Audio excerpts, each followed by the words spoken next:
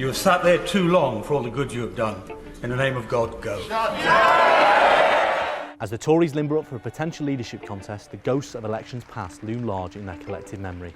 Can Boris Johnson survive? Are Rishi Sunak and Liz Truss making their ambitions a bit too obvious? And you support the Prime Minister unequivocally. And what pitfalls should any leader in waiting avoid? Michael Portillo voted in 4 Tory leadership elections as an MP and a cabinet minister, then stood and lost in 1. Now, at a safe distance from his life in politics, I visited him a stone's throw from Parliament to hear his thoughts on contests past, present and future. There had been a challenge against Margaret Thatcher the year before the successful challenge. And I fear that she didn't learn very much from that. She didn't understand how precarious her position was becoming within the party after a long period in leadership. And what was particularly striking was that Margaret Thatcher thought that her best hope of winning was to ignore the challenge from the contender, Michael Heseltine, to overcome him by being supremely prime ministerial, to show disdain for the challenge, to suggest that she was simply too busy to get involved in the campaign. The consequence was that, as far as I know, she never spoke to a single member of Parliament. She never canvassed a single elector in what is, after all, quite a small electorate. On the first round of voting, she had the most votes, but she didn't have enough votes to win outright. And she returned from a summit in Paris on a Wednesday morning, and she saw each member of the cabinet, and each one told her that for her own dignity or for other reasons too, that she should not continue the fight. I was not yet in the cabinet, but I had the opportunity to speak to her that afternoon alone.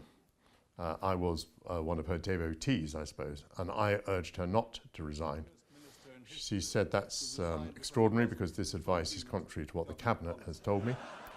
I said my reason for giving this advice is that in this election there are 350 electors, you know them all, and yet you haven't canvassed a single one.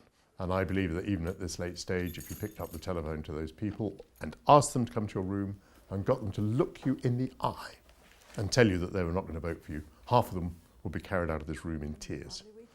And her reaction was that she'd never thought of this, which was extraordinary because the woman was an election-winning machine. She'd won 3 general elections with big majorities, but when it came to this greatest test of her career, she put up no sort of campaign whatsoever. Ladies and gentlemen, we're leaving Downing Street for the last time after 11 and a half wonderful years. Many years after that, I stood as a candidate for the Conservative leadership.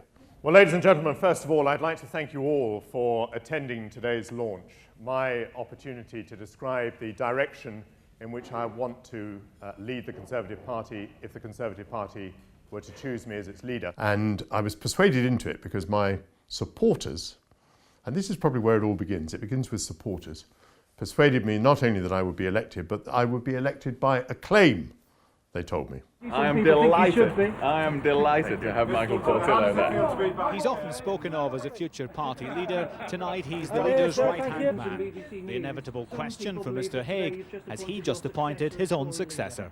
I've appointed some extremely talented shadow ministers, and one of them is here, as Shadow Chancellor. It's sometimes said that in history we're doomed to repeat our mistakes.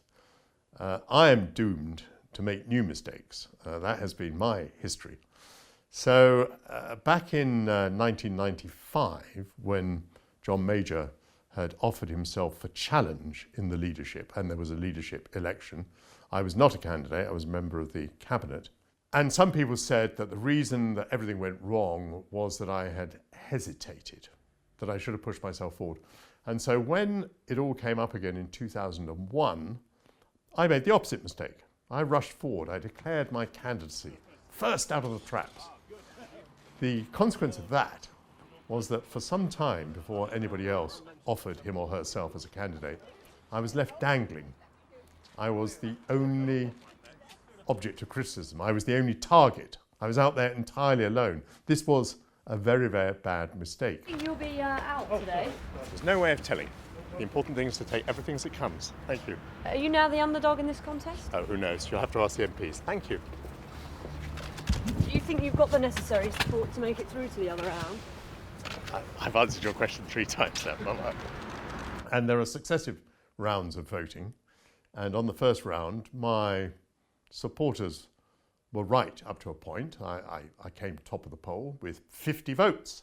Remember then there were only about 160 Conservative members of Parliament.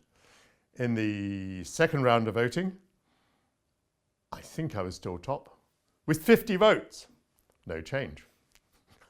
On the third round of voting, I got 50 votes. No change. And by then, I was third and eliminated at that point. And by the way, for the record, when I knew that I'd been eliminated, I gave out a whoop of joy, which may surprise you, but it's because I only wanted to win the leadership with a strong backing of the party, and to win with less than a third of the votes would have been, I thought, intolerable. If the Conservatives decide to have a leadership election, it will be because they've decided that they might want to replace their greatest election winner, perhaps of all time, because I would give Boris by now a score of 4 elections, 2 mayoral elections, a referendum and a general election. This is a formidable record of election victories. They're suggesting that they might want to swap him for somebody who has no record whatsoever of winning elections.